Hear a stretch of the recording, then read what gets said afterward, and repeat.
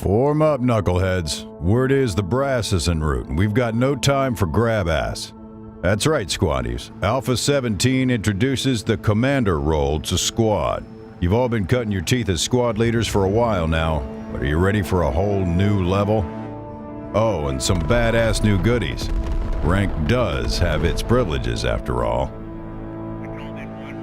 Even the best plan only survives the first contact with the enemy, and that's where the commander's role comes into play. Building on the existing chain of command, the Apex role will be assumed by one leader on each team by vote. Once elected, that player will take command of some extremely powerful assets and guide their team to victory. Hopefully, anyway. It won't be all medals and cigars, though.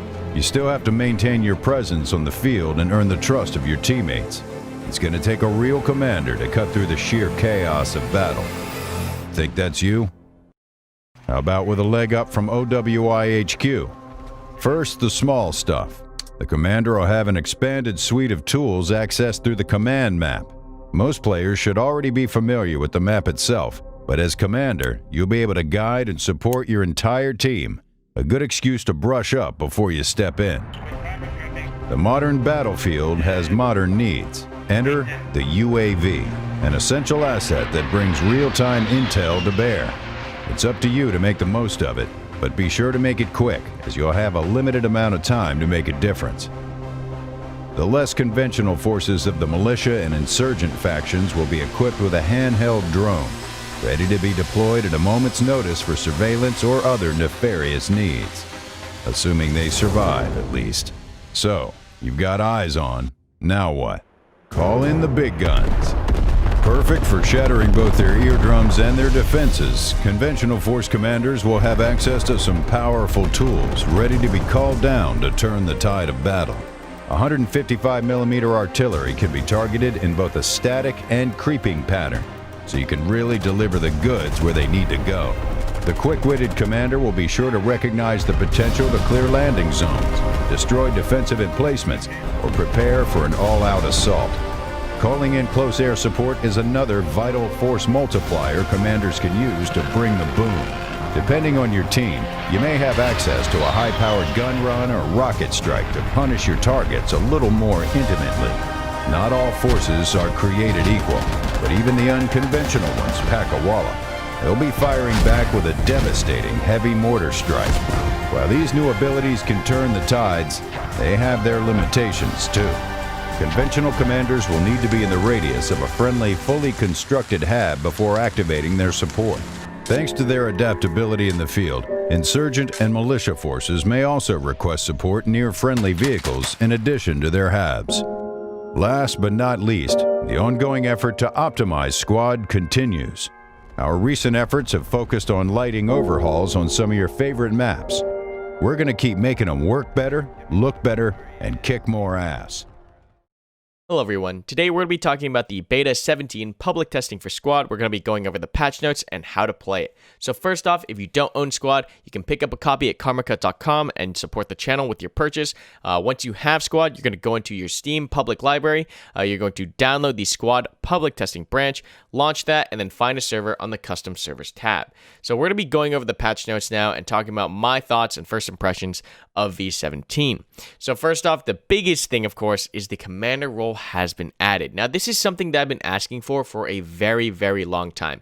We see this in games like Postscriptum, Hell Let Loose, even Rising Storm 2 has some sort of commander system. And in all of these games, it just makes the scope and scale of the game feel much greater. You're able to call in air assets, artillery, you're able to support the platoon and organize the platoon. It just adds so much organization and cohesion to the entire team. It just really amplifies the experience and really makes the game feel like a platoon-wide shooter.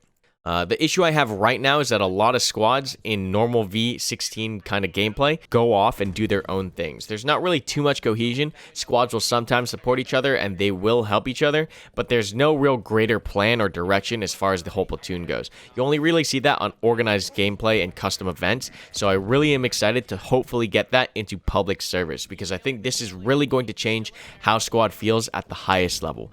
Squad leaders are going to feel more secure. They're going to have the assets to deal with certain situations, whether it be using an arty barrage to deal with the super fob, gun runs to help push back an offensive attack. There's a whole bunch of tools here that are going to enable squad leaders to work together with command and get tasks done. So the main things to note from this patch is that there are two different kind of sets of artillery and off-map assets. For example, you have conventional versus unconventional. Now, as far as conventional goes, conventional has the UAV for recon. They have artillery, and then they have gun runs or rocket runs, depending on if they're US, British, or Russian.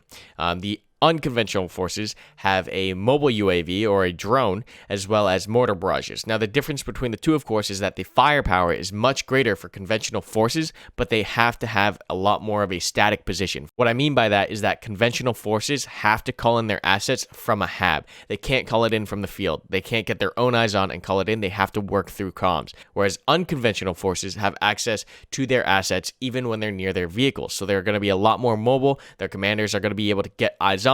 It's just very asymmetric. And that's just kind of the balance that's been there between conventional and unconventional forces in squad. Conventional forces have always had more firepower and cooler weapons, whereas unconventional forces have always had that mobility. Whether it be bikes or technicals, they've always been more mobile. So that's kind of what we're seeing pushed into the commander role as well.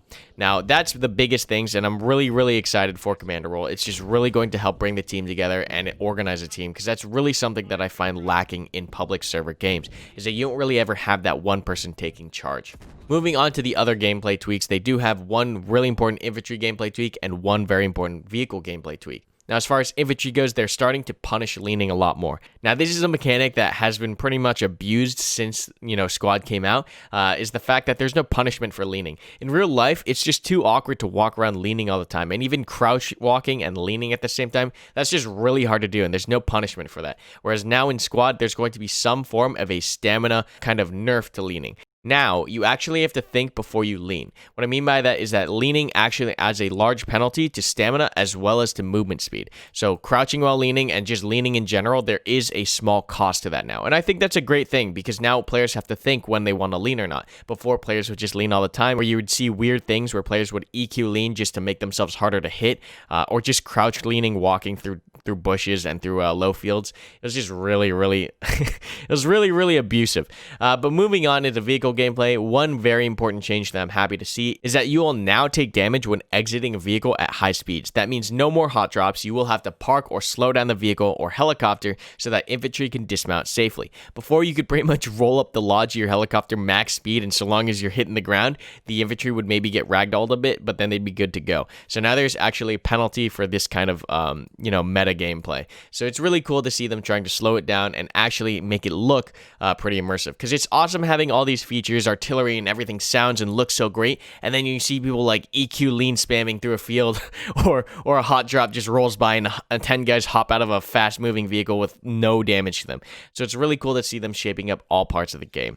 But that's pretty much the major testing notes that I have for this patch. There's a lot of cool stuff here. They're going to be adding in more as we go. It just seems like OWI's patch cycle has really increased as far as tempo, but they are a lot smaller. But, these are very important patches, and we're getting closer to release here, so I'm really excited to see what else they're going to come up with and release. But that's all I got for you guys today. Hope you did enjoy today's video. Don't forget to like, comment, and subscribe for more content, and I'll see you guys in the next one. I hope you guys enjoyed today's video, and a special thanks to my channel members. If you want to support the channel and get up to 20% off my whole game store, check out that blue join button down below. Speaking of game store, you can buy my favorite games and official merch at Karmakut.com, so check it out. Looking for more content to watch? Try our last video here or sub on the right for future uploads. Finally, thank you so much for watching, and I'll see you in the next one.